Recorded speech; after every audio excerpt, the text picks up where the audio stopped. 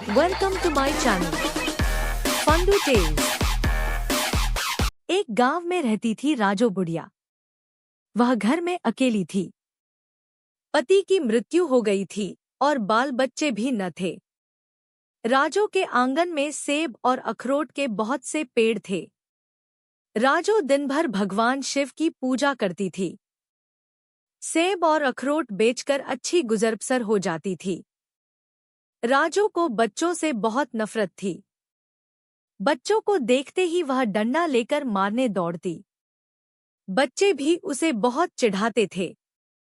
एक दिन राजो ने बहुत सारे पत्थर इकट्ठे कर लिए और मन ही मन सोचा, ज्यों ही कोई बच्चा अखरोट तोड़ने आएगा, मैं उसे पत्थर मार दूंगी। सुबह से दोपहर, दोपहर से शाम हो गई पर कोई बच्चा नहीं आया। बुढ़िया ने हारकर पत्थर संभाल दिए। तभी अंधेरे में एक परछाई दिखाई दी। राजो ने पत्थर खींचकर दे मारा। पत्थर ठीक निशाने पर लगा। वह बच्चा अखरोट चुराने आया था। माथे से बहते लहू को पोंछकर वह वापस चला गया।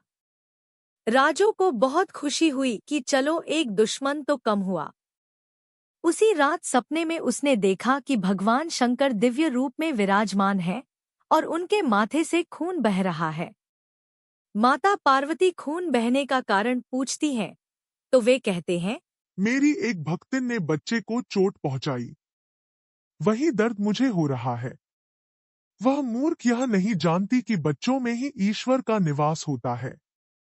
वे ही भगवान के रूप है।